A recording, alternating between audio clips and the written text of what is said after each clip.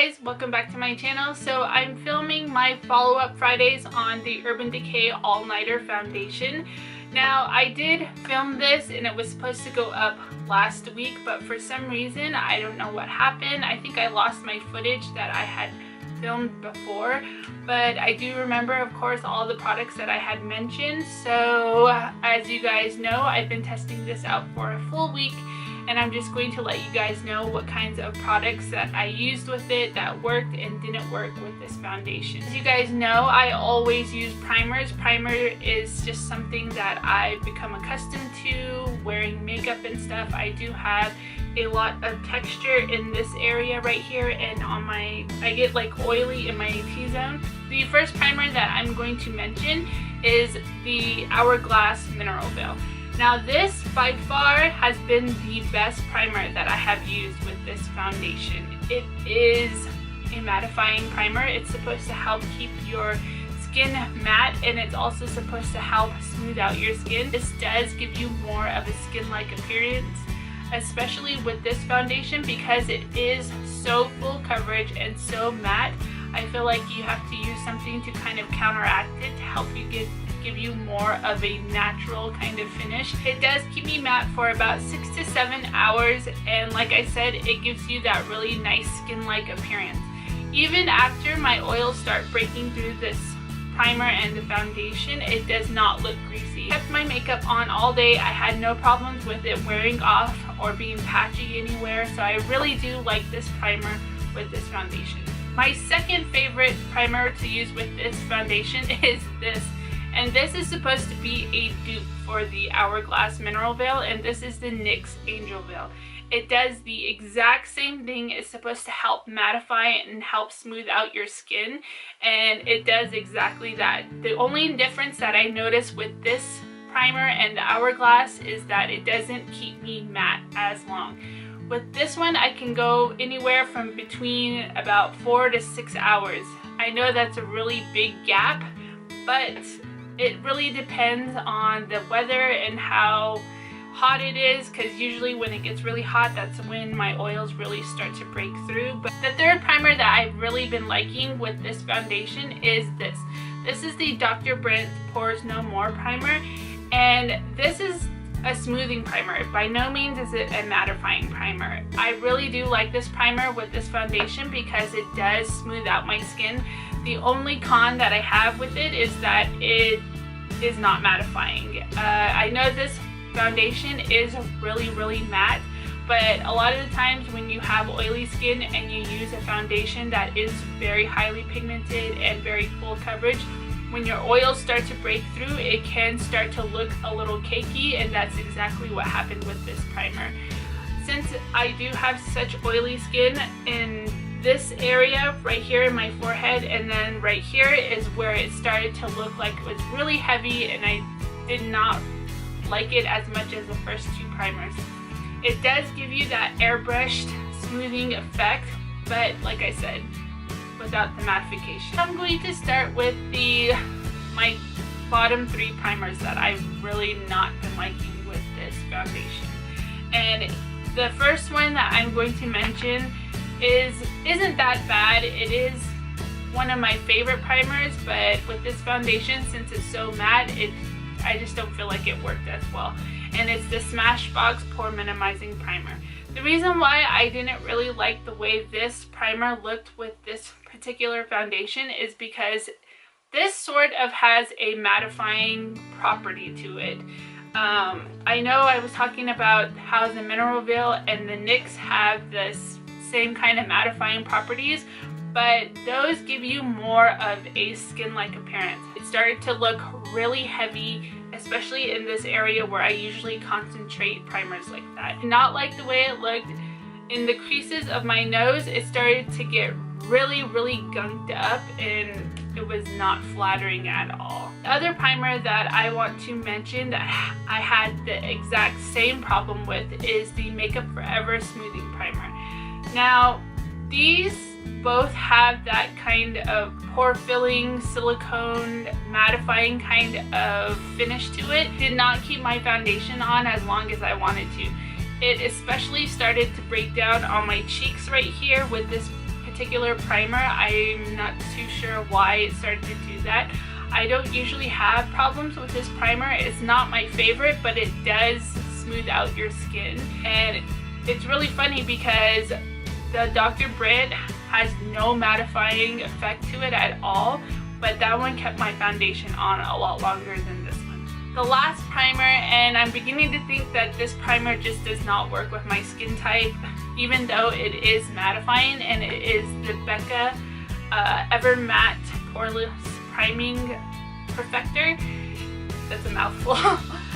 But it did the exact same thing that I was talking about with the CoverGirl BB cream, where it kind of clung on to patches on my skin. I never had that problem with more luminous skin-like foundations, but with this one, it looked really terrible, especially on my forehead. I feel like that's the most problematic area that I have with this primer, is that maybe I just don't blend it in enough and it starts to cling on to patches where the primer is not blended out properly. So that's all I have for the primers. Let's just go ahead and get into powders. With this foundation, you don't have to set your face. It is completely matte. Like, you put it on your skin and it sets right away.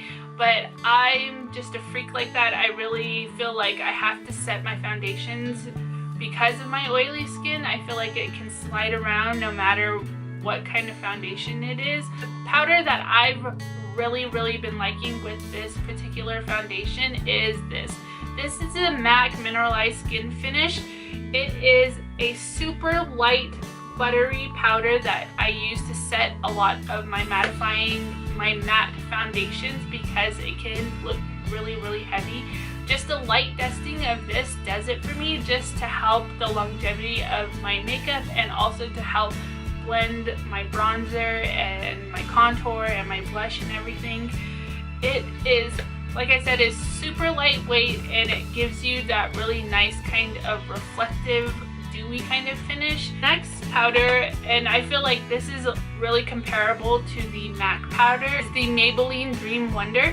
This has the same kind of lightweight skin-like appearance. It's very buttery, it's very creamy, and just a light dusting of this with this foundation, it looks really nice and fresh, and it gives you that kind of glowy effect to your skin without being like really shimmery or like glittery. Last favorite powder to use to set this foundation is the Rimmel Stay Matte.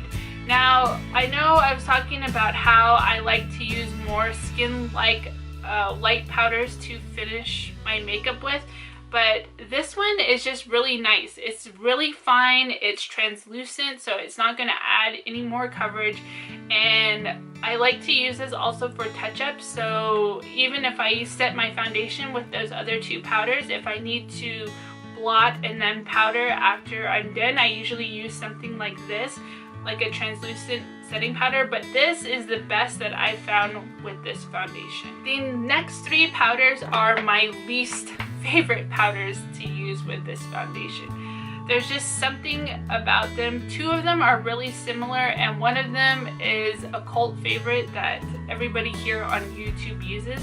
But the first one that I'm going to talk about isn't as bad as the other ones.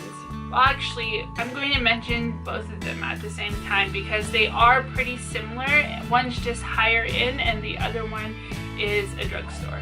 And it's the Tarte Smooth Operator Amazonian Clay Finishing Powder and the Maybelline Master Fix Loose Perfecting Loose Powder. These both have like a reflective property to it. So like, you can't bake with them because they will give you flashback. So if you're doing any kind of flash photography, you should stay away from these powders because they will give you that sort of white cast on your face. It just made this foundation look really dry. It looked a lot heavier than it did with the other three powders that I had mentioned before. So I just was really a fan of it. And the flashback was a big no-no for me. The last powder, which I'm really surprised to be mentioning, is the Laura Mercier Translucent Setting Powder. Now, This is really light. I've used it with all kinds of full coverage foundations, and the one that I really like it with is the Marc Jacobs one. But with this one, it left, especially when I baked right here, it left my under eyes looking so dry. I've never had that happen before, so I know it has to be the foundation. I used my typical concealers and it just did not look good. And then after about maybe 3 hours, it started to, my oil started to come through and it started to look really heavy in this area. I'm gonna go ahead and get into my initial thoughts of this foundation. I will say I do like applying it with a beauty blender more than I do with a brush. I find with a brush, since it is a fast setting foundation, you have to work in sections. I am kind of 50-50 about this foundation. I do like the coverage. I do like that it like hides every single imperfection on my face, and I do like that it's matte. But it can be a bit much wearing it for an everyday foundation. And as far as the claims as it being an all-nighter kind of foundation, with certain primers, especially if it's not a mattifying primer, because I do have oily skin, I did find that it did transfer some, like when I was blowing my nose or wiping my nose. Even when I was blotting my face with my blotting sheets, I would find that there would be just little patches that would rub off with certain primers, but this is not something I would recommend for everyday. Special occasion where you're going out for a couple of hours, this is going to last and look great on you. But as far as an everyday foundation, I would steer clear of this. I would use, if you do like that full coverage kind of look, I would use the CoverGirl Matte BB Cream. That one is really good. It has a very good coverage, very good staying power, and it does stay matte. The next one I would recommend is the L'Oreal Pro Matte. I love that foundation. I've never had any problems with it. I use it day, night, whenever. It's just a really nice go-to foundation, and it doesn't look super heavy to wear it during the day. But this one, like I said, all-nighter, that's typically what I would think of this foundation to use it for. Just something maybe on a date night or to go to a wedding or something, but not for every day. I hope I helped you guys figure out if this foundation is for you. Sorry it took so long for it to go up. Like I said, I do like it. It's just everybody has a different preference on what kind of makeup they like to wear during the day. I do like that full coverage look, but more of a skin-like appearance. This can get really heavy really fast. If you guys have any products that you guys want me to test out for first impressions and follow-up Fridays, just let me know in the comments and I will be sure to get back to you. Thank you so much for stopping by my channel.